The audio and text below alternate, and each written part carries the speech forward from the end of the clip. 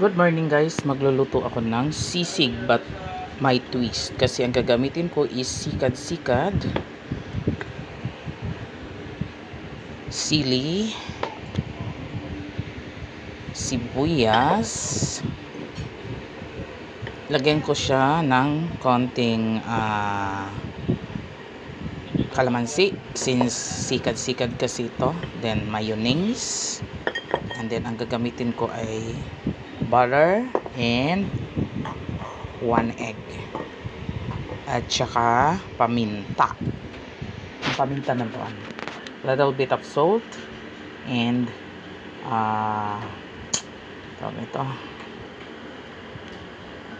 little bit of salt for taste, balance lang siya guys.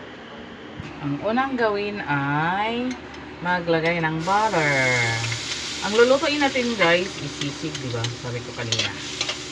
Sisig na may twist because hindi karne ang gagamitin ko, kundi shell.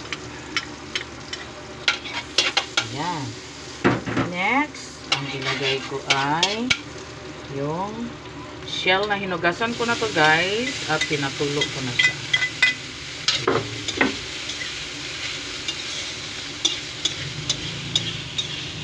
Since luto na siya, ihahalo lang natin ng konti. Lagyan natin ng konting salt. Ayan lang guys, salt. Kasi ano na yan siya eh. Shell, diba?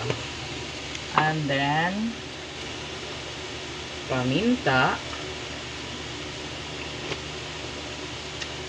My own version of sisig na sikad-sikad coming from Bohol. Isunod ko ang sibuyas.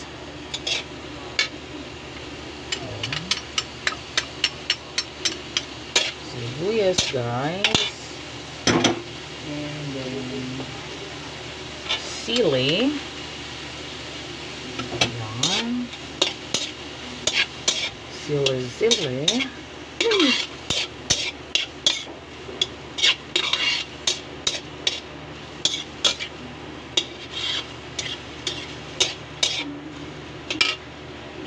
Next is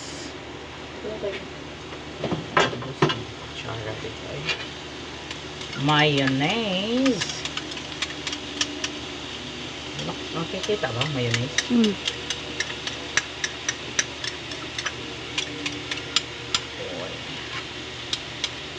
Mayonnaise.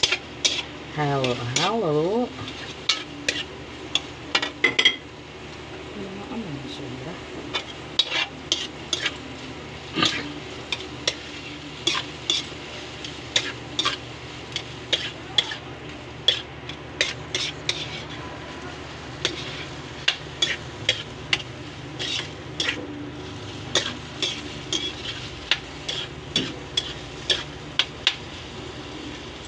Yan.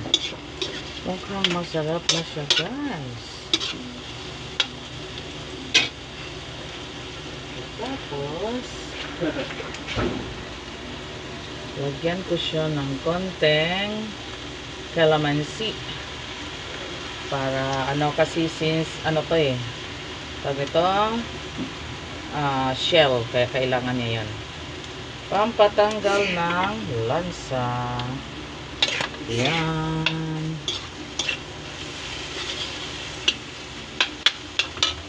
Ano mo na? Yan na guys. Tikman ko siya. Tama na ba siya sa timpla? Since bagay, wala pa siyang bitchin.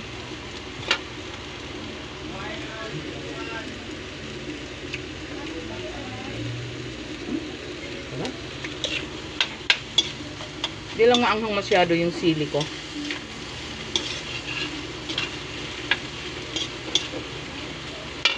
Bigyan ko siya ng konting betchin.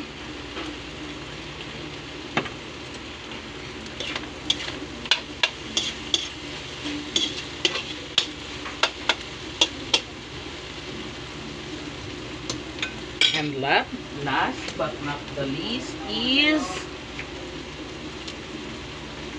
ukay muna tayo para maano yung mayonnaise. Wala.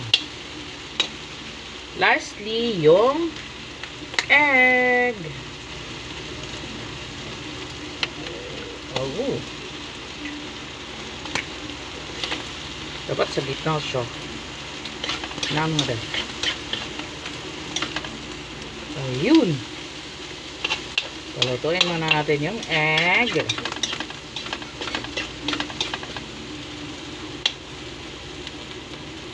Ayan na, guys.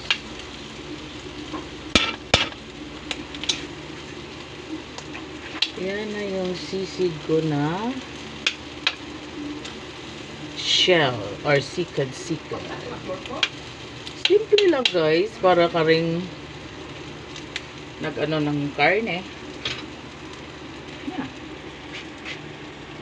Thank you, guys.